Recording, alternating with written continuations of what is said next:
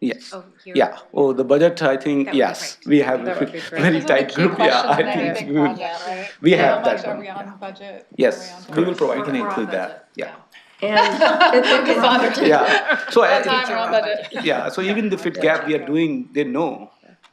We're not, anything isn't there. Yeah. So we know. In the write-up, we talked about a new technical lead. Yes, I think. Want to Aman, introduce us I don't know to if our new he's- technical lead? Yeah, Oh, okay. he's a new technical manager. Congratulations. Yeah. 3 more years? Super, that's great. Okay, let me see. Okay. I think I might have one more. Nope, that's Okay. it for me. Graham, thank you. Thanks. Graham? Sure. Good morning, everyone. Good I morning. think it's still, well, maybe it's just afternoon now. I will still consider. Yeah, so, hello, I'm Graham Finley with Grant Thornton, here to present our regular independent oversight report for the pension solution. So I want to, I guess, summarize the period since the last board meeting. And I would say with, the noted exception that this will be the last chance I get to sit next to Andrew to do one of these, it's been a pretty uniformly positive 6 weeks. I think a lot of the conversations we had last time about communication collaboration, I'll touch on that in a little bit more detail. But from a summary perspective, the project's on schedule, on budget. We have seen some noted improvement around collaboration and transparency, and I'm going to go into some more details around that. So I think what we're looking for at this point is to see that those continue, sustain, and basically become the new normal, if you like. Andrew already talked about the demonstration. We concur it was, it was successful just as we pretty much expected it to be. Little in the way of gaps identified, and I think it's continued to be, something of a confidence builder around the solution. If there's a risk sitting out there for the project at this point, it's really that over the next few months, really that sort of April, May, June timeframe, there's an awful lot that's scheduled to happen, between the FR3 fit gap, testing for FR1, test planning for FR2, there's a lot of activities. So there's a little bit of sort of a hump that the project's got to get through there. So that's really what we're going to be focusing on in the next couple of months, April as we're heading into the next board meeting and afterwards, to see if the project can sustain the pace. And I think if they can, and they can show that, the resources are able to be applied in a sustainable manner, then I think that's a real solid sign that the project's really sort of, fully green. At that point. So that's really what we're going to be focusing on in the next couple of months. I do want to focus a little bit on the transparency and collaboration question, because we talked a lot about that at the last meeting. And I wanted to just lay out some of the specific things we've seen which we think are meaningful and have made a difference. And I do want to give, I want to commend the CGI team for taking the, the concerns seriously and acting on them, and for CalSTRS sort of meeting them there and working with them in a collaborative way. And if you think about the terms transparency and collaboration, I think there are activities that have happened in both of those areas.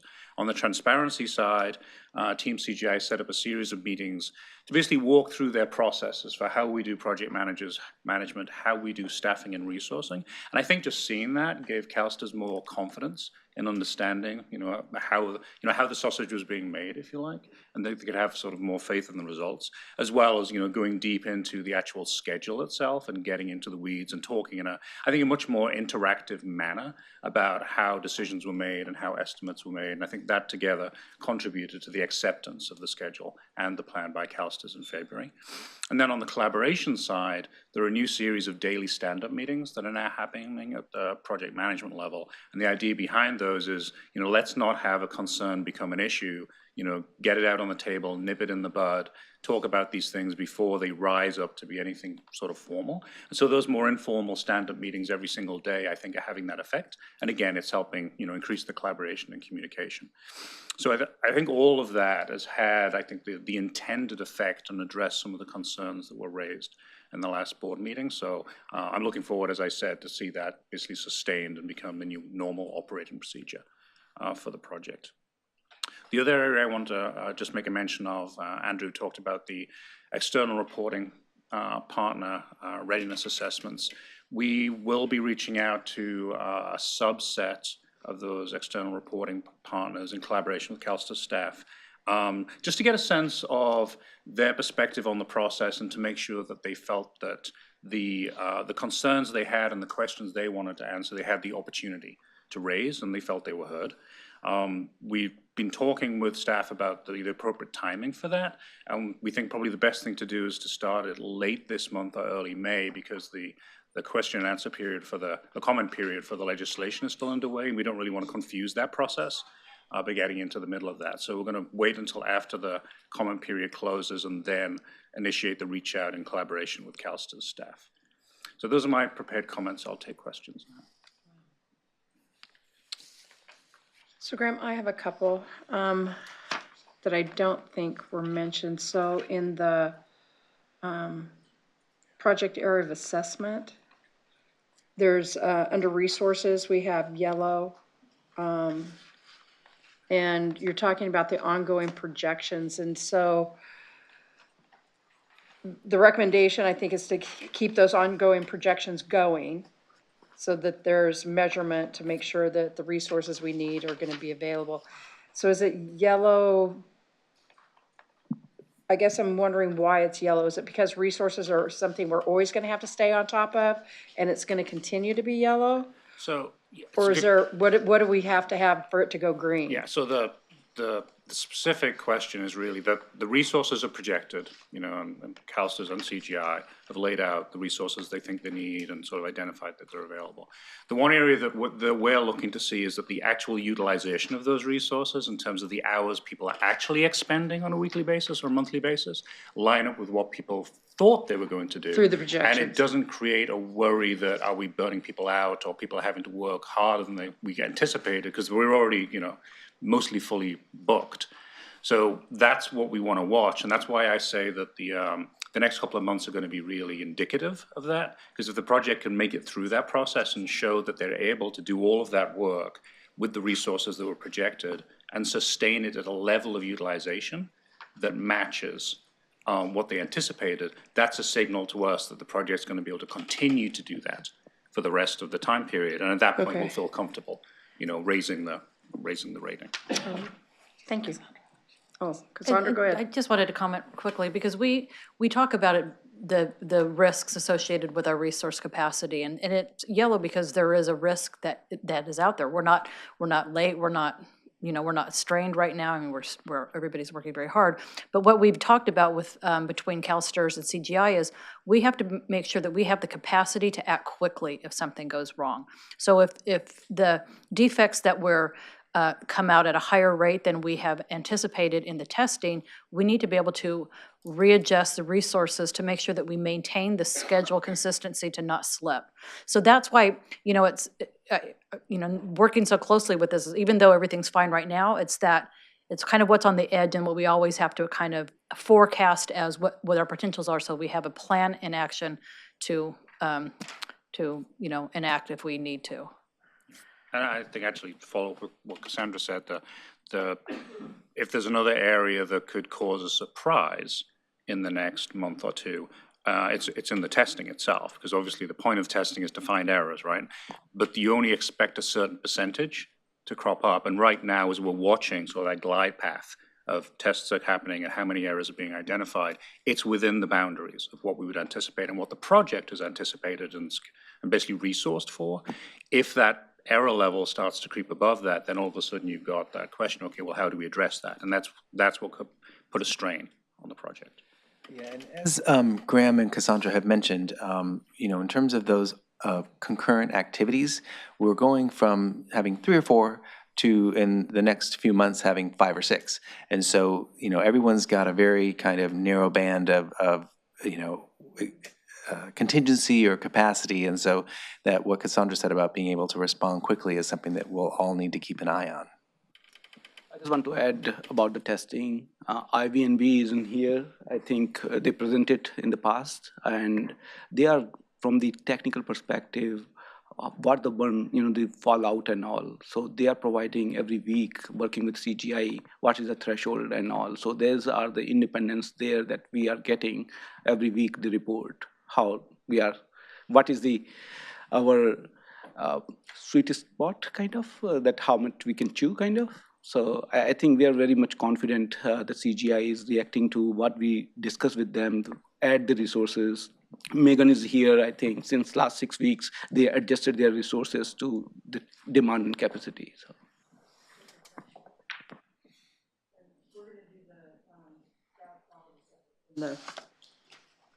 Your report on the data quality project is separate from this, correct? Well, we've wrapped it in. Okay, I generally haven't presented on that because it's sort of a subset. And actually, that's worth pointing out in a way that so the data preparation project, it had been a separate project and we've got a separate report that we do on it. That over the last month or so has been rolled more formally into the pension solution as part of the data quality initiative. So, and it's interesting to think about. For those of you who've been on the board for a while, you think about 2 or 3 years ago, we were talking about data preparation, this activity so let's find where the bones are buried and, figure this stuff out before we get to data conversion. And now we're actually starting to see the fruit of all of that labor because, both from a governance perspective, it's been brought into the project more formally, and part of Ashish has brought a remit. And with Prashant. But what we're also seeing is over the weekends, the project is actually executing some of those fixes. They're going through some of those complex issues where they identified problems in the start data, and they're going through the fixed stuff to address them. And so what we always talked about the business value of data preparation, let's fix these things before we get to data conversion to make it less likely we'll have a problem when we do data conversion. It's actually happening, which Very is, cool. it's a good thing. So one of your recommendations is that project management break down the higher level, more general risks into smaller bits and pieces. Is that happening? Are we moving towards that? Well, one of the things that's happening now with the data preparation project being rolled inside the pension solution project, the risk and issue management processes are being sort of subsumed. So the data preparation project is going to be following the broader pension and solution risk and issue management process. So we anticipate seeing that addressed as part of that because those processes are working pretty well. So that'll work its way back into the green then too. Okay. Yes, and I'll just add that Prashant has restructured his area of the project management team to, as Graham and Ashish have talked about, add the data quality efforts into the broader projects so that there's better alignment overall and we have greater visibility into what's happening. And just from a standpoint of other pension funds who have done these system implementations, one thing that, there are many risk elements that are general across all implementations. One thing that, however, we have done really well that I hear is all of this data quality, data prep, so that we're prepared for our data conversion. Super. All right, are there any other comments? Thank you very much. Appreciate it. So for the board, we were scheduled to go ahead and go to lunch at 12:20. The rest of our open agenda is only going to be about 15 or 20 minutes long. So I'm thinking that what I'd like to do is go ahead and finish our open session before we go to lunch. Jack has asked me, do we want to have lunch at the beginning of our closed session? And so are we going to do closed session right away, or do we want to have like a half an hour break that it's just, we're not talking business? I'm thinking a half an hour at least, not talking business.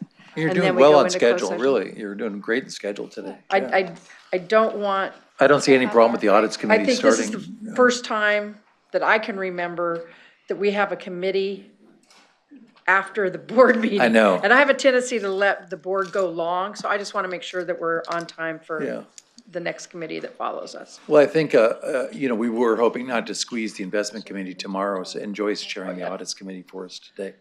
But it seems if we're done here by 1, you can easily start the audits committee by 4 Okay, and be done.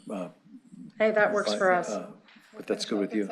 Yeah, so for the audience, it sounds like then, for those of you that have any interest in being at the audits committee, to come back at 4. At 4. Yeah, after sounds we great. finish up here with a couple items. Does that sound like a plan, all of you that are out there that are Yeah. audience members? Trying to get some That food. are gonna, you get to leave the building and go have lunch. That's very cool. All righty. So, Yeah. did you want me to do the CEO report? Yeah, let's And, go. Let's do it. Yeah, let's get to the- Oh, before you get to that, I just finished signing the 100-year birthday letters. Yeah, 18 for March and 18 for April.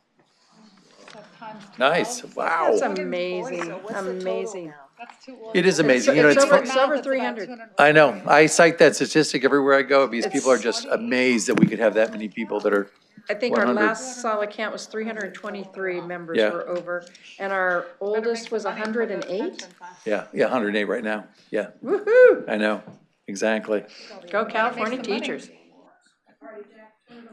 Great, well, I just wanted to continue on from Ashish's comments about Andrew here for a minute, because I wanted to make sure I, and the whole organization gives him the recognition for what he's done here. You know, Harry asked earlier in the comp committee for some data on the top 10 pension systems in the US, and Andrew is going to one of the top 10 pension systems, Texas Teachers.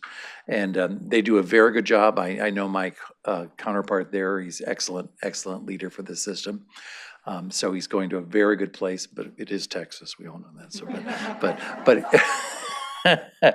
but, you know, we rarely lose people on our executive staff to other places. You know, we want counselors to be a home and a long-term destination, but things happen and opportunities arise, and we recognize that. If you think of all the people you all know so well on our executive staff, there is no one on the executive staff closer and with more responsibility to the mission of this organization than Andrew. It's hands down. He manages the vast majority of this organization. The absolute bottom line finished for all of us are the services that come out of benefits and services. And he has done that just magnificently over these years. And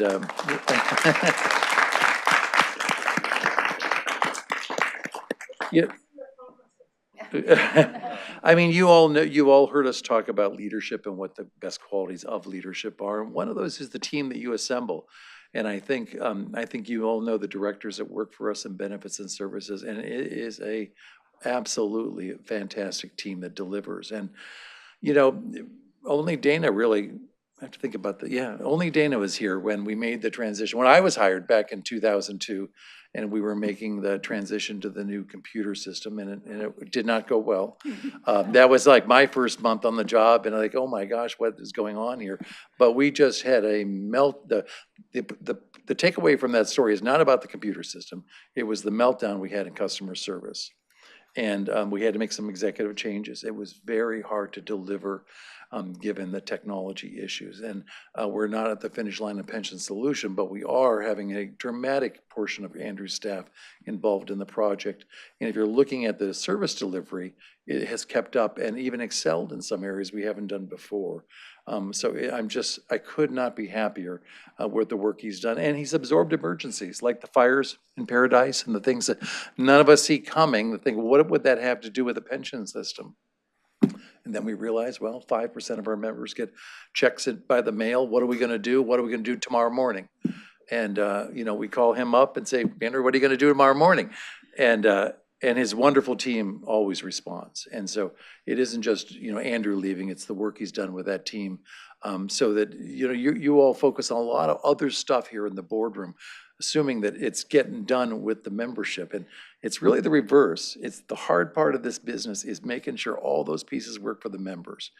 And again, his absolute attention in a very sophisticated, calm manner gets it done for us. So Andrew, on behalf of all of us, thank you very much for everything. Thank you.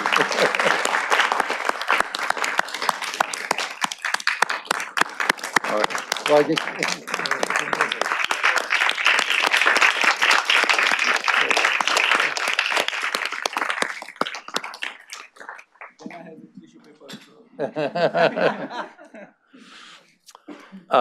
Just the two items on the executive report to you are big items, so I do want to actually not just breeze past them. I just want to, again, recall for everyone how we're doing the oversight on the HQE project, as we call it.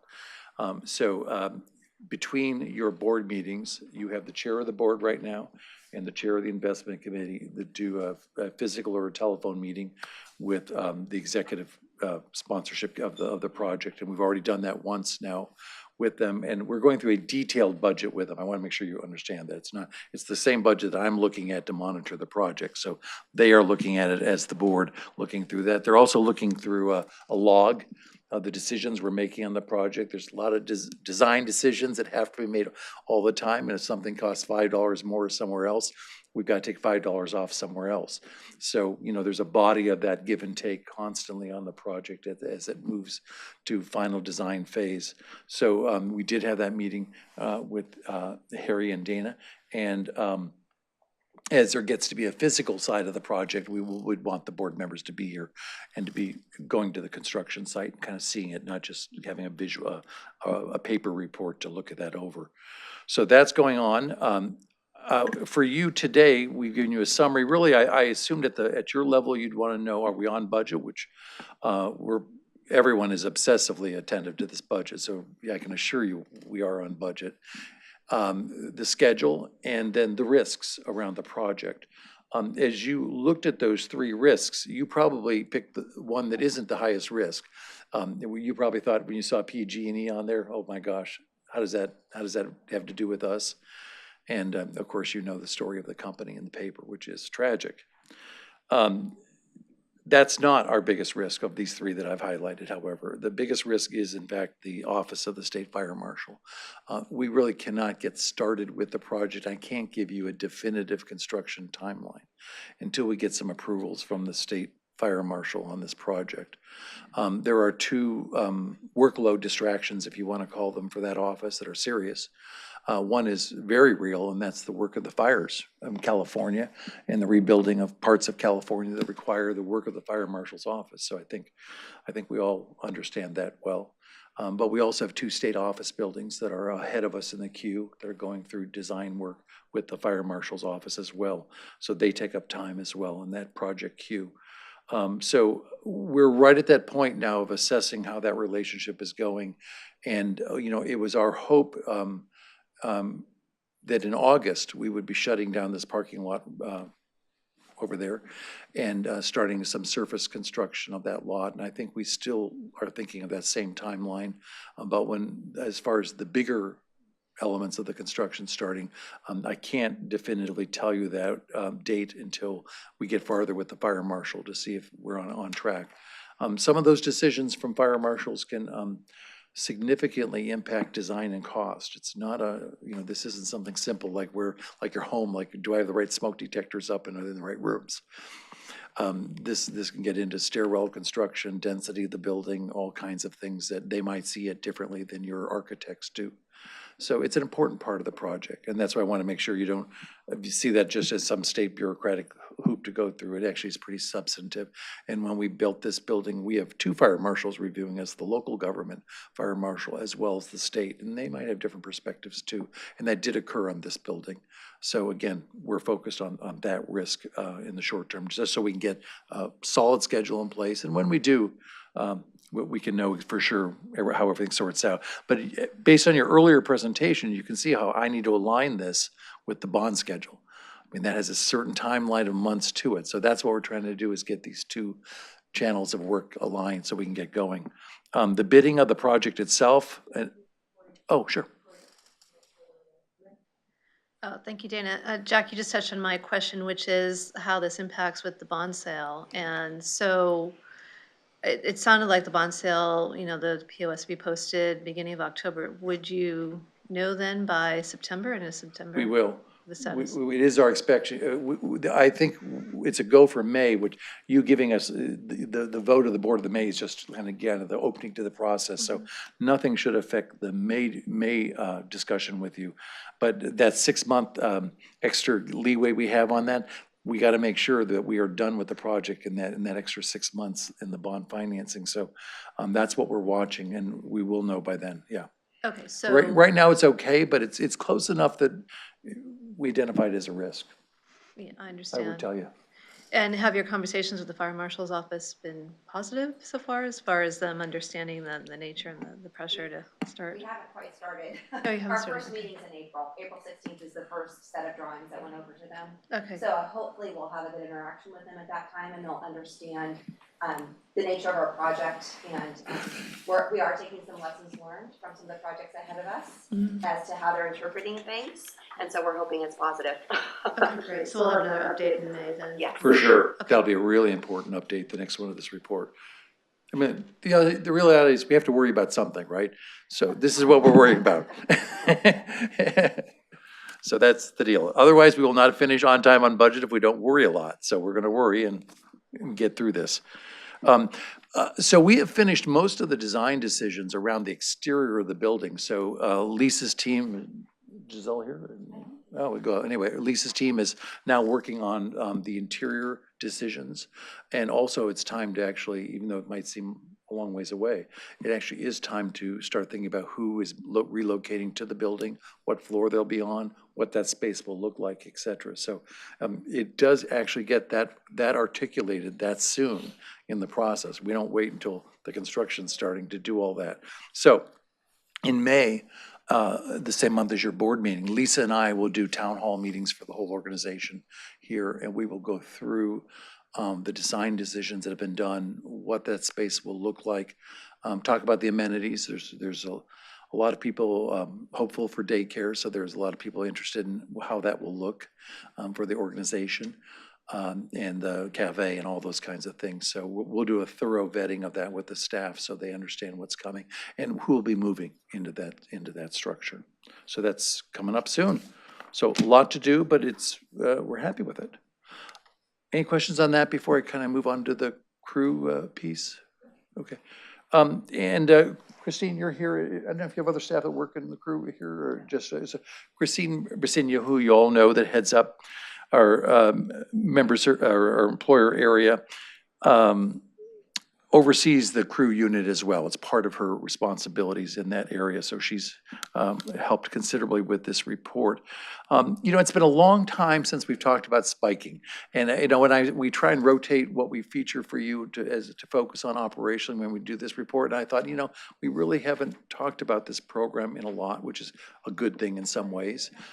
For those of you newer to our area, this has been an on again, off again salacious topic. It's often used as a weapon against public pensions and their viability. So it's been a struggle, the topic, for us over the years. And I think Governor Brown's pension reform efforts to make some of the changes that he did around how credible compensation works, I think have been helpful. I think those were good reforms that we did, and that's helped the issue a lot. But I think as Christine helped shape this item, you can see that how we look at the data, the mining tools that we use, the diagnostic approaches, we've tried to evolve those from to get a more precise approach that yields some results.